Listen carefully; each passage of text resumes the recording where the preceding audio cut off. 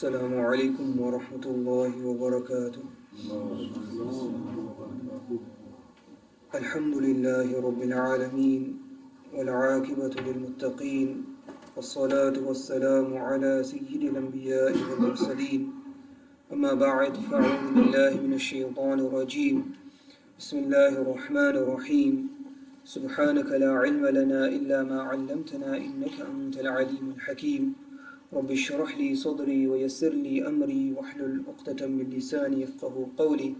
الصلاة والسلام عليك يا سيدي يا رسول الله وعلى آلك وأصحابك يا سيدي يا حبيب الله صلى الله عليه وسلم. We mentioned yesterday that in the 7th year after Hijrah, the Muslims, they went for the Qaza Umrah. And as the Muslims, they were performing the Qaza Umrah, कुछ कुफार ऐसे थे कि उनको मुसलमान के साथ यानी इतनी मुखालिफत थी, इतनी दुश्मनी थी, that they couldn't even stay inside Makkah al-Mukarramah. They had to come out of Makkah al-Mukarramah because they couldn't withstand the fact that the Muslims had come into Makkah. Now Rasulullah sallallahu alaihi wasallam, he was using the opportunity because he was in Makkah. He was sending messages ताकि लोग इस्लाम की तरफ mile हो, लोग इस्लाम में दाखिल हो जाए. So he was sending messages with family members in order to bring people towards Islam. One of the people he spoke to was one of the companions of Rasulullah sallallahu alaihi wasallam, whose name was Walid ibn Mughira, the brother of Sayyidina Khalid bin Walid radiallahu ta'ala an. कि आपके जो भाई है वो होशियार है, यानी he has a lot of intellect. How has he not realized that Islam is the true religion? Bring him to me. So Walid ne bahut koshish ki to try and find his brother in Makkah al-Mukarramah. He looked everywhere. He searched everywhere. He could not find him. आखिर में जब वो वापस मदीनतुल मुनव्वरा गए तो Walid bin Walid, he sent a letter to his brother. Rasulullah sallallahu alaihi wasallam is saying that you're a person who has intelligence.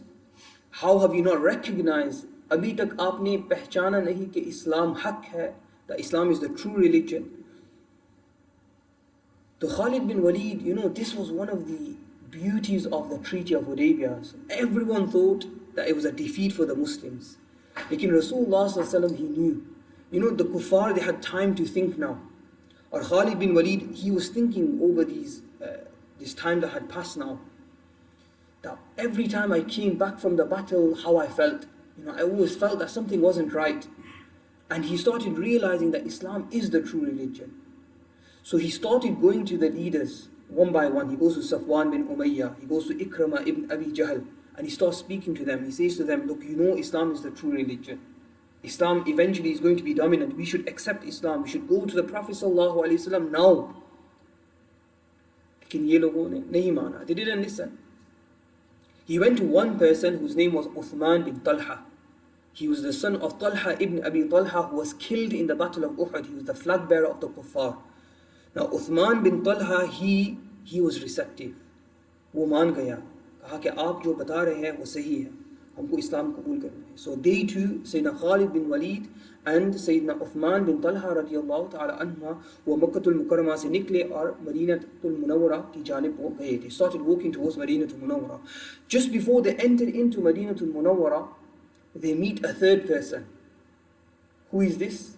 Is Sayyidina Amr ibn al-As radiyallahu ta'ala anhu, who has not yet accepted Islam, another major enemy of the Muslims. They say, where are you going? They say, going Medina. So why would you be going to Madinatul Munawwara? What purpose do you have there? They're trying to figure each other out. What's going on here? Why is everyone going towards Madinatul Munawwara? And then Sayyidina Amr, he tells them the story. Okay, when the Muslims, they entered into Makkah al-Mukarramah, I got so angry, I couldn't even stay in Makkah. I went to the mountains, I was looking at the Muslims doing tawaf of the Kaaba, and I thought, how can these people be allowed into Makkah al-Mukarramah? These people who we have fought against, what are these guys doing? What is happening? He said, I could not even stay in the Arabian Peninsula. I had to leave from here. So I left from Makkah and I went towards Habasha. Abyssinia, because he had connections there.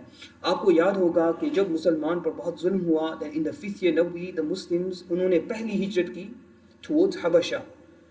और क्योंकि कुफार जो थे वो चाहते थे कि मुसलमान को यानी they wanted to continue to do zulm upon them, oppress them, ताकि वो इस्लाम को छोड़े.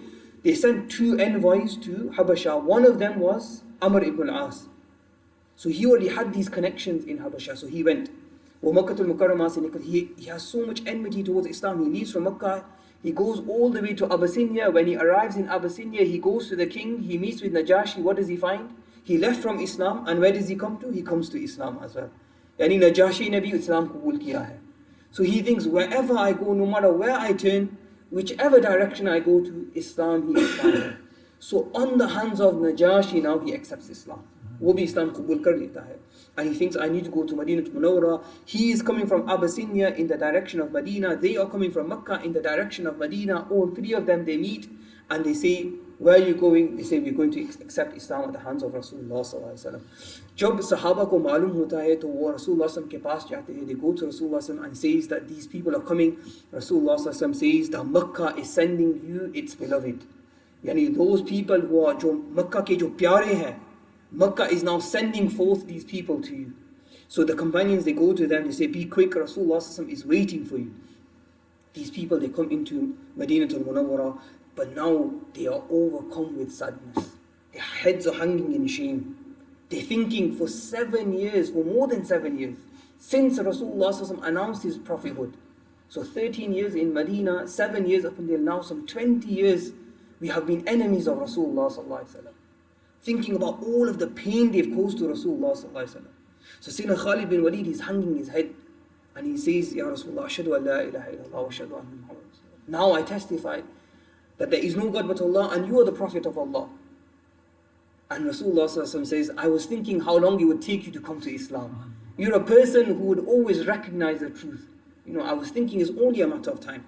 Sayyidina Amr ibn al-As, he has a similar reaction. When he's going to do bay'ah to Rasulullah sallallahu alaihi wasallam, he extends his hands and he pulls them back. Rasulullah sallallahu alaihi wasallam says, what's this? What are you doing? And he says, Ya Rasulullah sallallahu alaihi wasallam, I have one condition. Ek shart hai, Ya Rasulullah sallallahu alaihi wasallam. Yani, this person, imagine, he's hurt Rasulullah sallallahu alaihi wasallam so much. He's now coming to Rasulullah sallallahu alaihi wasallam and he's making conditions. Rasulullah sallallahu alaihi wasallam says, what's your condition? He says, maghfirah. Forgiveness, Ya Rasulullah sallallahu alaihi wasallam. Yani, whatever I've done up until now, Ya Rasulullah, I want forgiveness. And Rasulullah sallallahu alaihi wasallam says to him, Islam is that which removes everything which is before it. Yani, Islam forgives. Once you enter into Islam, that which is before it, it is forgiven. And this is the universal mercy. You will see this again and again and again with Rasulullah sallallahu alaihi wasallam. People who killed yani, the uncles of Rasulullah sallallahu alaihi wasallam. People who had hurt his daughters. People who had caused so much pain to Rasulullah sallallahu alaihi wasallam, but he would forgive them. And in this way Rasulullah sallallahu alaihi wasallam forgave. And one very important point. Who was Amr the son of? Who was Khalid the son of? Khalid was the son of Walid bin Mughira. One of the staunchest enemies of Rasulullah sallallahu alaihi wasallam. He was the one who made the plan amongst the kuffar and said that we will say that Rasulullah sallallahu alaihi wasallam, ma'azallah, he's a sorcerer, he's a magician. Don't go to him, he will cause separation between husband and wife, between father and son. He was the one who had made that plan against Rasulullah. And who was As bin Wa'il, the father of Sayyidina Amr? He was from the Mustahzi'un. He used to mock Rasulullah sallallahu alaihi wasallam. But from these 2 wretched individuals, Allah subhanahu wa ta'ala brought these 2 diamonds, these 2 pearls. Yani Sayyidina Khalid bin Walid would become Fatih Sham, the one who would conquer Syria. And Sayyidina Amr ibn al-As would become Fatih Misr. He would conquer Egypt. So, sometimes, we think I am so wretched. What will happen to my children? It doesn't have to be like this. There are many lessons we can learn when we look at even the life of Sayyidina Musa alayhi salam. He was raised in the house of Fir'aun. He went on to become one of the greatest prophets of Allah, Ulul Azm. And Musa Samiri, the magician, he was raised by Sayyidina Jibreel in the caves. But he would go on to make the golden calf and make the people of Musa, Banu Israel, go towards idol worship. So this is the hukum of Allah subhanahu wa ta'ala. We do what we can do and then we leave it to Allah subhanahu wa ta'ala. In this year, sadly, also the daughter of Rasulullah sallallahu alayhi wa sallam, Sayyidah Zainab radiallahu ta'ala anha, she also passed away. She was left behind in Makkah al-Mukarramah, and because of the problems which had happened, she miscarried a child. And after that, she suffered from a very long illness. And after suffering from a very, very long illness, at this stage now, she passes away. And the Prophet ﷺ, he suffered a lot. Every single child, eventually, Rasulullah ﷺ would bury with his own hands. From his 7 children, 6 of his own children, he would bury with his own hands, except for Sayyidah Fatima. From all of his grandchildren, with the exception of a few of his grandchildren, again, he would bury them with his own hands. And we talk about suffering, but look at how much the Prophet ﷺ goes through. And this suffering would only increase. Why? Because Rasulullah ﷺ, he sent out messengers to bring the people to Islam. He sent one messenger to the direction of Busra, Syria. Remember the monk Bahira. This area, Rasulullah ﷺ sends his companion, Sayyidina Haris ibn Umayr al-Azdi radiallahu ta'ala. He's going in the direction of Busra. In the 8th year after Hijrah is Jamad al-Ula. But on the way he stopped by, he's meant to go to the leader of Sham. But he stopped by his representative, whose name is Shurahbil ibn Amr. He says, where are you going? He says, I'm going to the governor. He says, why are you coming? I've got a letter of the Prophet ﷺ. Unfortunately, this evil and wretched individual, he captures this companion of the Prophet ﷺ, and he tortures him, and he tortures him, and he tortures him until he is made shaheed. And this has never been seen before, because even in English we have the saying, don't kill the messenger. Because what did the messenger do? He's just carrying the message. No one ever hears the messenger. Even Kisra, even though he tore up the letter of the Prophet ﷺ, but he did not kill the messenger, because this is a universal rule. But these people, they're so wretched, the Ghassanis, unfortunately, they're so wretched that they killed the companion of Rasulullah ﷺ. The Ghassanis, they were Christian, they had pledged allegiance to the Roman Empire, and they were like ruling on behalf of the Roman Empire.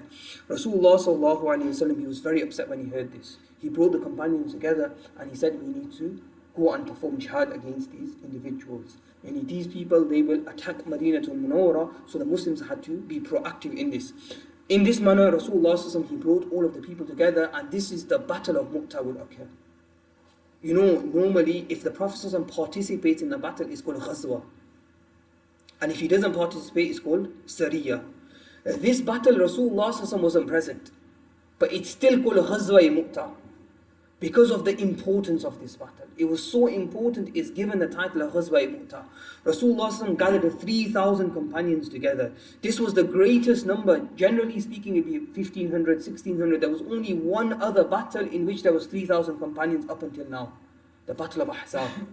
Because the kuffar had come to Madinatul Munawwara. But Rasulullah ﷺ, he gathers 3,000 companions together, and he makes a flag, a white flag with his own hands. And he gives it to his adopted son, Sayyidina Zayd bin Harith radiallahu ta'ala. And he says to the Muslims that if Usiba, if he is killed, if he falls, then the next commander of the army will be his cousin, Sayyidina Jafar ibn Abi Talib radiallahu ta'ala. فَإِنْ Usiba, if he falls, then the next one will be the poet of Rasulullah sallallahu alayhi wa sallam, Sayyidina Abdullah bin Rawaha. And one of the Jews, he stood up in Masjid Nabawi and he said that no prophet before Rasulullah sallallahu alayhi wa sallam, no prophet before you, Abul Qasim, said these words, except that when his army went to fight, they were martyred in the battle. If you are true prophet of Allah, then that means that not only will Zayd bin Haritha be killed, not only will Jafar bin Abi Talib be killed, but because you said even Abdullah bin Rawaha, when he falls, then what should happen? Then the Muslims should choose a leader from themselves. All 3 of these commanders, they will be killed in the battle. So now the companions, the Rasulullah, he wouldn't normally do this, so they noticed that there was something special going on here. So they met the companions, they hugged them, and they bade farewell to them. Rasulullah, he would even walk with them all the way to the outskirts of Madinatul Munawwara. And when he would get to the outskirts, before bidding them farewell, he would give them some specific instructions. The instructions which we need to remember in regards to engaging with the army. The Prophet ﷺ would remind them every time, but this one is widely narrated. What did he say to them? Number 1, that you will see people worshipping in churches. Do not hurt any of those people, because they're not fighting against you, you don't fight against them. Do not kill any women. Do not kill any children. Do not kill any elderly people. Do not burn any houses down. Do not cut down any trees. Don't just randomly start killing animals. No. These are the rules of jihad. The innocent people, those who are not fighting against you, you will not fight against them. In those times, उस ज़माने में ऐसा हुआ करता था कि जो बादशाह लोग थे, जब कोई शहर में या कोई इलाके में जाते, तो यानी they would turn it upside down. They would burn the houses down. They would violate the rights of the women. They would pour salt onto the cropland. Why would they do this? ताकि जितने भी लोग थे, they'd say, look, this is what we've done to these people. If you try and stop us, if you stand against us, this is what's going to happen to you. But Rasulullah sallallahu alayhi wa sallam was rahmatul lil alameen. And this was not the manner of Rasulullah sallallahu alayhi wa sallam. So at this point he gave them these instructions. He said to Zayd bin Harith, you will go, invite them to Islam. Go where our companion Harith was killed. Invite them towards Islam. If they accept, it's fine. Otherwise, fight for the sake of Allah subhanahu wa ta'ala. He made dua that Allah subhanahu wa ta'ala protects them, and he bade them farewell. These 3,000 companions, they would march. They would rest along the way until they reached a place called Ma'an. When they got there, they got a message. They got information. Khabar mili, kya mili. Who was waiting for them on that side? There was 100,000 Hassanis waiting for them. And they were getting reinforcements from the Roman Empire because they were together, the Hassanis and the Romans. So the Romans had sent between 50 to 100,000 men.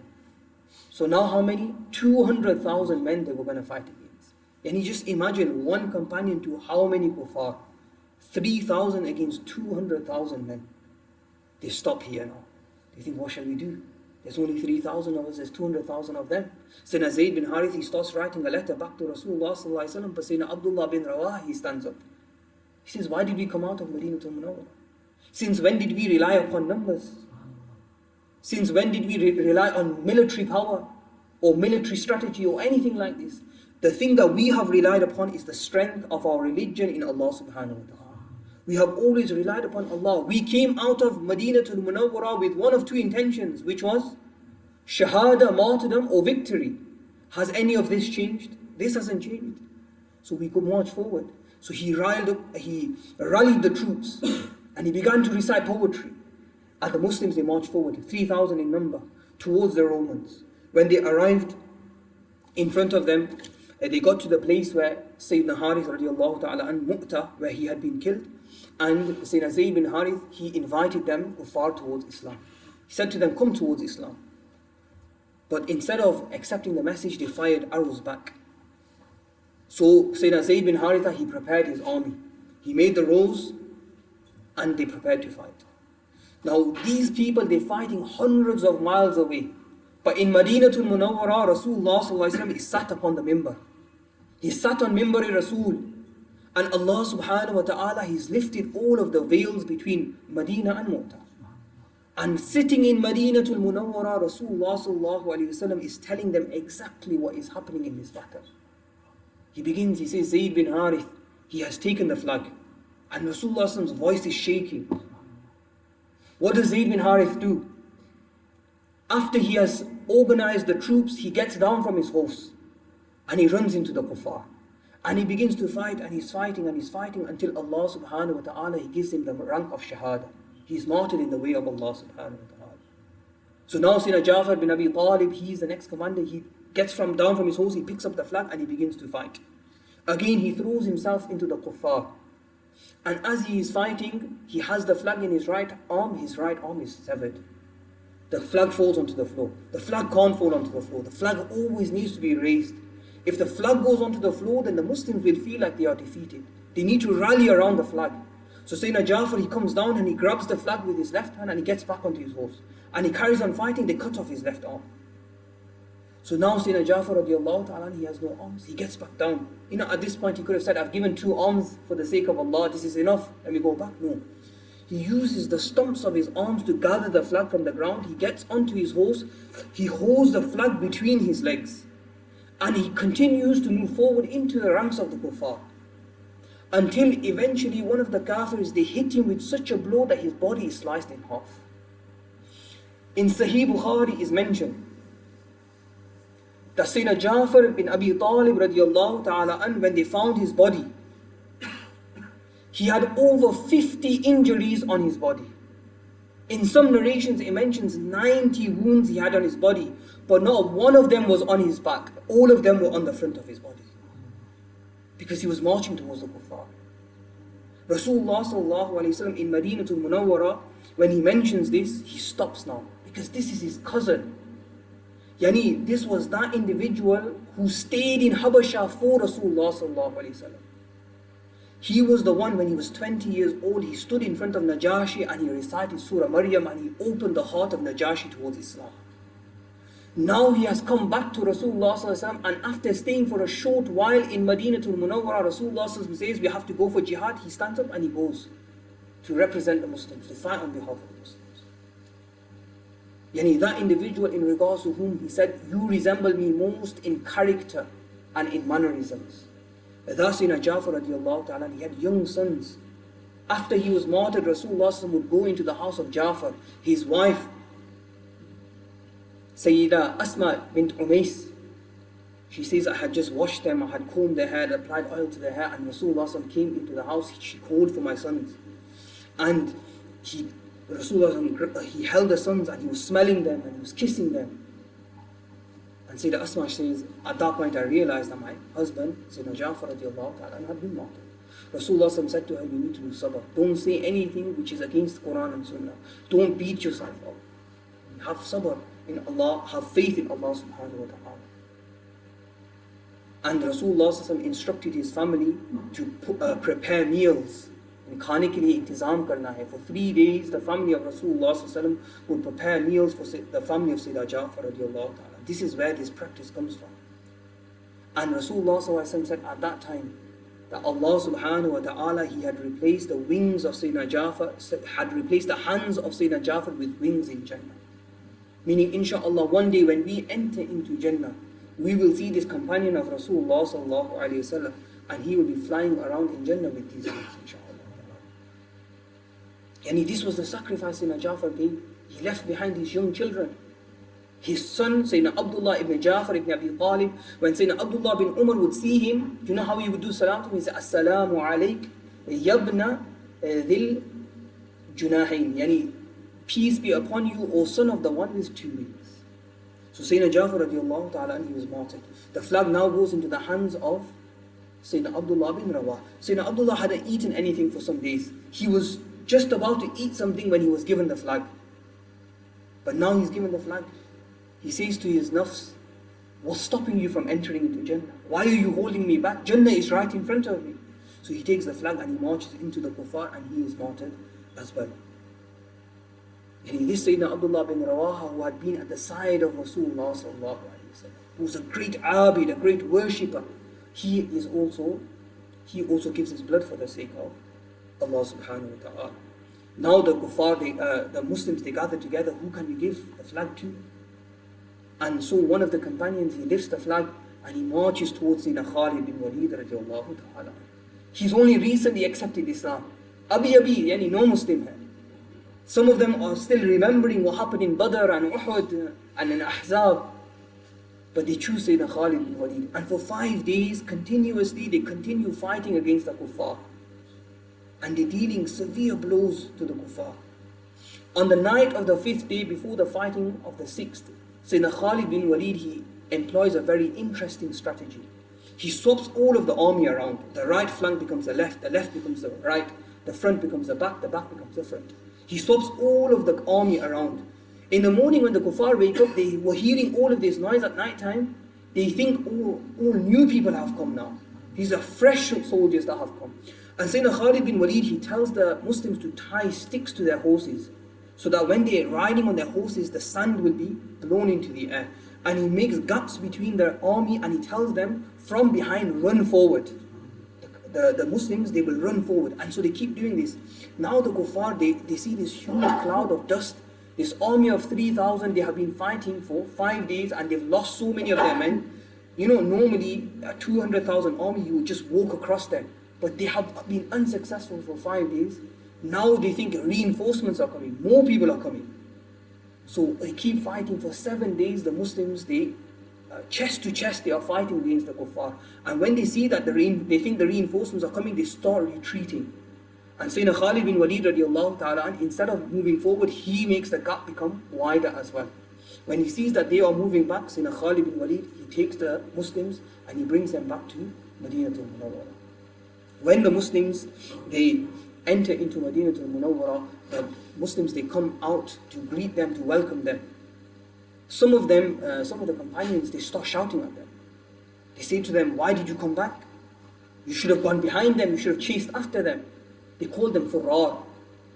Many people who had fled from the battlefield, Rasulullah said, no, these are not Furrar, they're Qurrar. Meaning they will go again one day and they will fight against the Byzantines again. And this is exactly what will happen. We will see the last army that Rasulullah will dispatch is the son of the leader of this army. The son of Zayd bin Haritha, Usama bin Zayd, only 18 years old at that time. And he will go back to the Romans and he will be victorious against the Romans at that time. So the Muslims, they come back into Madinatul Munawwara. And Rasulullah he mentions to them all of the details of the battle. And the Muslims are shocked. How did Rasulullah know? But this was the ilm ghaib given to them by Allah subhanahu wa ta'ala. So this is how Allah subhanahu wa ta'ala made a small group of Muslims victorious against such a huge number. The sacrifice that the Muslims gave, time and time again, the Muslims would give their blood, they would give so much. In this same year, there was another Sariyah which took place. Briefly mentioning, it was called the Sariyah of Khabat, which means tree leaves. Because 300 companions under the instruction of Sayyidina Abu Ubaidah ibn al-Jarrah, they went to the coastline in order to deal with the threat which was there. Because Rasulullah was trying to bring peace to the Arabian Peninsula. But they ran out of food. The rations for the day, each soldier would get one khujur, one date. Each day they would get one date from the leader of the Muslims in order to eat. When they were coming back, they were so emaciated, they had nothing at that point. And these were the type of sacrifices, but Allah subhanahu wa ta'ala, He sent them a huge fish which came out of the water, maybe the size of a whale. And at that time they ate from that fish, they ate from the meat of that fish, and they were able to survive. When they came back to Madinatul Munawwara, Rasulullah would inform them that this was in reality a risk sent to them by Allah subhanahu wa ta'ala. Sayyidina Abu Ubaidah ibn al-Jarrah would take 2 of the ribs and he would place them into the ground. The tallest man on camel would be able to ride underneath the ribs of this fish. So in this manner, Allah subhanahu wa ta'ala, He supported the Muslims, and in this manner Rasulullah He established peace in the Arabian Peninsula. Now in the 8th year, in the month of Sha'ban, the kuffar, they would do something. Rasulullah was performing wudu at night, and he would say, Labbaik, Labbaik, Nusirta, Nusirta. At your service, you have been assisted, you have been assisted. And Sayyidah Maymuna, al-Mu'mineen, she would say to Rasulullah, Ya Rasulullah, I thought you were speaking to someone. And Rasulullah would say that our Halif, the Banu Khuza'ah, they have been attacked by the Banu Bakr, meaning the Quraysh, they have broken the peace treaty. And this is where we will finish here, inshallah, for today. What would be the consequences of this? We will discuss tomorrow, inshallah ta'ala. Wa sallallahu ta'ala ala khayri khalqihi wa nuri arshi sayyidina Muhammadin wa ala alihi wa ashabihi ajma'in. Bi rahmatika ya arhamar rahimin. We make dua to Allah subhanahu wa ta'ala, Ya Allah, forgive us for all of our major and minor sins. Ya Allah, Ya Rahman, Ya Rahim, give us the ability to act upon the sunnah of Rasulullah sallallahu alayhi wa sallam. Ya Allah, give us all the ability to be true to the religion of Islam. Ya Allah, Ya Rahman, Ya Rahim, give us the ability to also make sacrifices for the religion of Islam. Wa sallallahu ta'ala ala khayri khalqihi wa nuri arshi sayyidina Muhammadin wa ala alihi wa sahbihi ajma'in. Bi rahmatika ya Allah.